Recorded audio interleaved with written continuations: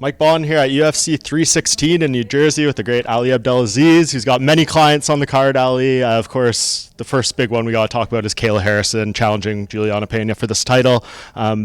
Did you ever think there was a day like Kayla wouldn't make it to the UFC? We wanted it for so long. Here she is. Like, we've been craving this moment. Did you ever think we wouldn't get here? You know, I've been with Kayla 15 years. Even before she started MMA, I was helping with some of the judo stuff, sponsor, whatever. And I never really doubt her, you know, to become a two-time Olympic champion from judo, and I come from judo, you know. To even make it to the Olympics is almost impossible, but, you know, to be the only woman in history, or man in history, in U.S. history, to win 2 gold back-to-back, it's a once in a lifetime. It will never be repeated again. I mean, Henry Cejudo, of course, loves to call himself the greatest combat athlete. He's only got the 1 Olympic medal. I know it's kind of like a back and forth between them. What do you think? Is this a better resume with her 2 Olympic medals? Kayla win a UFC title on Saturday, and she will. She's the greatest combat athlete of all the time. 2-time Olympic champion, 2-time PFL champion, 1-time world champion in judo, and a UFC champion. I don't think anybody will ever have this resume. It will not be completed. Like you said, you've known her 15 years. What's your vibe of her, like, this week, where she is mentally? She looks great. Like, we just finished media day here, and I thought she actually looked less strained than Juliana, sitting up there answering the questions. Who knows what that really means? But, like, does she seem like everything is on point here? Something different about her this week. She have more energy. Since I met Kayla, she never changed. She's the same person. She just get grumpy on fight week. And this fight week, she's been awesome. She's been awesome to deal with. She have a great energy. She lifting everyone up. Everyone lifting her up. There's no negativity, and she gonna go there, man. And Kayla wanna, you know, I respect Juliana Pena. I think she's tough as nail. She's a world champion. You have to put respect on her name. But I think Kayla is gonna make a bloodbath. I think it's gonna be a bloodbath. I think Kayla have every intention to make her pay for everything Juliana said, and it's, you know, it's a great build up, and I think they are almost taking over the main event, Marab and Sean for the main event, and I think this is kind of to have 2 women fight, getting this much attention on a pay-per-view like that. It says something about both of them, not only Kayla, but I think it's going to be a long night for Juliana. I really do. I guess, like, the big question I think people have about Kayla going into this fight is, like, after the weight cut, if Juliana shows that toughness and makes it to the 4th round, the 5th round, what will Kayla's energy and, you know, how tired will she be? She kind of said, you watch me train, you'll know how good I'll be. Like, I was down there and saw her, but is that a question you have going into this fight, or just like an unknown? She's a psychopath. You know, she trained more than anyone I know. I thought Frankie Edgar he trained more than everybody, and him and Kayla might be a tie. You understand? And I think it's nobody work more than Kayla Harrison. It doesn't exist. And I'm telling you something. She don't cheat about anything. She doesn't cheat about her food, her diet, her discipline. She's different breed, man. She's different breed. She will go down as the greatest female fighter of all the time. She will be. How many fights will she need after this to establish it, right? Because that's the other question people have is, like, how long can she keep doing this to her body, 34 years old? Like, do you think she's around for multiple title defenses? That's what I want her to do. This is the roadmap. I want Kayla to win the title on Saturday. Amanda Nunes will come back. We fight for this 145 title. Kayla will beat her at 145. Amanda will cut down at 35. Kayla will beat her at 135. And Kayla will have 2 UFC champions. Now Henry Cejudo is screwed. And this is what I want to do. Like, this is, you know, of course we have to talk to the UFC, and of course the Juliana Pena, she's tough as nails. She's not easy. She's not walk over. I don't think she is. She's going to stick around. She's going to take a lot of punishment. She's going to be tough. But this is kind of what I would love for Kayla to do. And after that, I would like to Kayla go to WWE and win a WWE title too. Why not? We'll talk to Nick Khan, and we can get her there. It's all one family now, so it's very, very possible. Has the UFC given any indication to you that they would be open to doing 145 title fights again?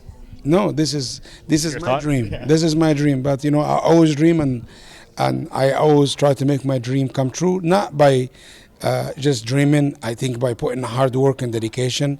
And I think what a better story to fight at 45 title, beat Amanda at 45, and you want a rematch, we'll give you a rematch at 135. Makes a lot of sense, and you can be like, Amanda, you haven't fought in years. We're helping you here. We're giving you 10 more pounds that you don't have to train for. Absolutely. Yeah. Okay. Earlier on the card, of course, we're going to have the debut of Pachy Mix. We've been looking forward to this one for a long time. Yeah. I guess just what are your expectations for him? He's so confident. He says in the media day room, I'm the best bantamweight in the world, and now is my time to prove it. Hey, believe it, man. Pachy, listen, I train with Pachy 2 days a week because I teach a class at the PI, and he comes to my class all the time. And I see Pat, man, he choke guys from 125 to light heavyweight. He is this good on the ground and grappling. Listen, he fighting a tough guy. His opponent is very hard to deal with because he doesn't give you much. You know what I'm saying? And I think Patrick, he have to find something, and I think the key is to pressure him early. It's a 3-round fight, isn't it? He's been fighting 5-round fight. And I think Patrick is going to push the gas and try to make him make a mistake and he capitalize and probably choke him. Do you think, depending on what happens in the main event between Sean and Merab, could Pachy Mix win one UFC fight and be fighting for the belt next, or do you want to have him do a couple more? It's a crazy sport, man. He's a world champion already. He's 20-1. He's 31-1 with his amateur career. He have almost 20 finishes, and I think he can fight for the title. Why not? If you go on there and he have an impressive performance, you have Corey Sanhagen. Of course, I think he deserves it, but at the end of the day, Pachy Mix is a fighter. He never turned down a fight. He doesn't choose opponent, and he's always game. He took this fight on 3-week notice. Kelvin Gastelum, a huge month for him. He's opening the month with this fight. He'll close the month by being inducted into the Hall of Fame with Israel Adesanya for their fight during International Fight Week. It was crazy, the stuff that happened in Mexico City, but he seems very locked in. He was happy with the amount of time he got to train again. Where do you think Kelvin's at going into this fight? Listen, at the end of the day, if you want to motivate Kelvin, you have to make Kelvin doesn't like you. And I don't think Kelvin, I don't know Joe Pfeiffer. He must have some things piss Kelvin off, and he seemed very upset. And I think Kelvin Gastelum it's a hard guy to put away, and I think Joe, that's what he's talking about, put him away is going to be very difficult.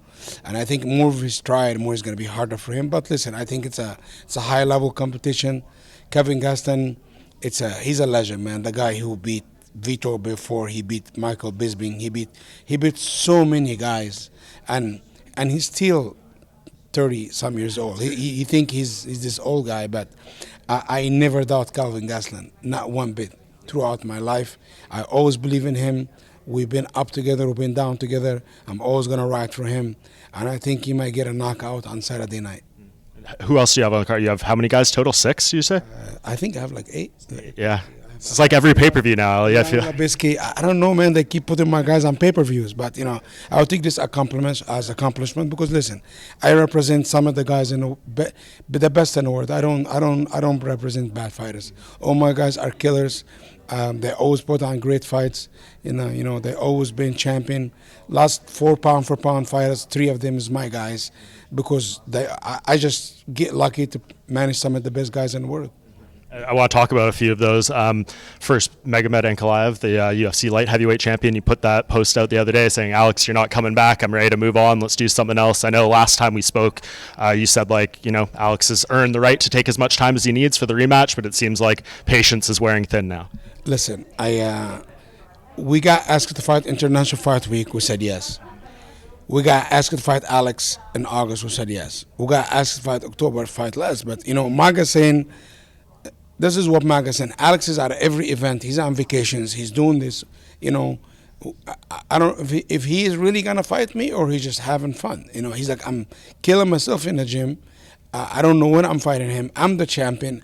I feel like I'm the challenger. And I said, if he's not ready, let me get me some of these other guys. Yeah. I'll fight. But it's no problem. I think Alex Pereira earned it, and I think he deserves it. And if we have to wait, it's okay. The guy did a lot for the sport, and we respect him. And I think it should be him and Magomed Ankalaev next. Yeah. How long does he want to wait, though, right? If it's not by Abu Dhabi, is he going to be fighting someone else? 100%. If he's not Abu Dhabi, he will fight someone else, for sure.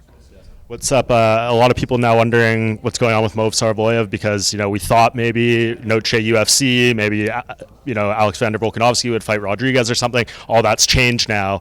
What's going on with Movsar? Is there a chance now that he does get the title fight next? Listen, at the end of the day, I think the UFC half want him to get a title shot, the other half. In the way, listen, if Movsar need to get one more, he said Habib did it, Islam did it, Kamaru did it, Balal did it. If I have to get one more to get beyond a 10 fight win streak, he will do it. But if you go out there next fight and, he win, he doesn't have a fight officially yet, but, he deserve it to be fighting for the title. But at the end of the day, we'll follow the system as a system. And if he said this, if I'm the best in the world, and if I lose before I get to the title, I'm not the best in the world. This is the same thing Habib told me, Islam told me, Kamaru told me. And these guys have the same mentality. They go a long way. Yeah. It's obviously the mentality and the training and everything. I saw that facility Habib just opened up over there in Dagestan. It looks insane. Yeah, Habib is rich. He can open wherever he wants. Habib makes zero money from MMA. He invests in all his guys. He come here, spend $200,000 in New Jersey and Vegas on his own dime just to help his friend who helped him become a champion. And he's one of the greatest human beings I ever met in my life. There's nobody like Habib. Have they talked about next steps for Islam yet? Obviously, vacated the belt. We're going to get the vacant title fight later this month. Hopefully in October, even Mandalino fight, or maybe December or November, but it will be end of the year. Islam Makhachev will fight for a UFC title, not an interim title, against someone. It will be this year, 100%. He's told me multiple times his dream is to fight at Madison Square Garden. Can we make this happen for him at some point? Yeah, but Madison Square Garden takes 6%, and he make a lot of money. That's too much money for him to lose. That's fair. A lot of people ask, because we interviewed right after the whole thing happened, and they wondered about that tweet he put out being like, I'm not going to vacate the belt right before the fight with Bohn and Jack happened. Can you just clarify that? What actually was he stripped or did he vacate? Listen, at the end of the day, these guys, they're very old school guys, very honorable guys. When Hunter went to Dagestan, and you have a guy who flew 10,000 miles to come see you. I want him to go there, and he wanted to go there, and he went there. Dana sent him there, of course, and they talked, and in a way they felt to be very disrespectful to Hunter or to Dana and these guys. Be like, what, screw you, this is what we're gonna do, whatever. At the end of the day, you have Charles Oliveira fighting Elia. They fighting for the silver belt, not the gold belt. He always gonna be the UFC lightweight champion, like Khabib was a champion. When Oliveira come in, Oliveira it was not value into the belt, right? If you win the belt, go ahead and win the belt, but you still didn't be the champion. At the end of the day, belt, he already have it. He want to move on, fight for his legacy to get a second title, and far as I know, he's gonna be two-division champion. Nobody can take this away from him. People can say whatever they want. He's happy. I think we worked it out with Islam, how this thing. The UFC have to move on. Islam have to move on. That's what he wanted. He wanted to be the welterweight champion of the world, and he will be. What's going on with Usman Nurmagomedov? Because last time we spoke as well, you were like, maybe Paul Hughes should fight Kevin Lee, and now we know Kevin Lee is signed with PFL. He's fighting Godsey in the tournament, which is an awesome fight. Yeah. But where does that leave things with Usman? Is the Paul Hughes fight maybe going to happen? Kevin Lee. Yeah, I know. Actually, I managed Usman, and things just fall in the right place at the right time. Kevin Lee got an opportunity. He deserved an opportunity. Usman is a PFL fighter. He have to remove fight left with the promotion. Paul Hughes, I don't know. It's like when you lose, he know when you talk about Usman is going to be relevant, right? Make yourself relevant by beating one guy and two guys and three guys, right? Don't just beat a guy and be like, talk about Usman, right? He have to earn it. You understand? And I'm going to tell you something. He fought an injured Usman. Usman did not do the camp with Habib because he was done with Islam. But sometimes be careful what you look for. You know what I'm saying? If Usman beat him again, his career is over. I really want to say something. Usman will stop him. Next fight, he will stop him. Yeah, he seems very confident for that rematch. He will stop him. When's Aaron Pico going to make his UFC debut? We're working on that. We're working on that. Justin Gaethje, is he still waiting to see what happens in this title fight? Justin Gaethje should fight the winner. This is what I think we should do. But, at the end of the day, we work it out. And last one, Bilal, when we can expect him back? I know he said... He told me he want to fight in October. But I want to fight in October. I want everybody here. Hey, I want to introduce... Eric, come here. That's the best... I want to introduce you to the best welterweight prospect in the world. This guy knocked people out for a living. He touched people, they die. Say something. UFC, I'm coming. I'll be here soon. Okay. I'm going to knock people out.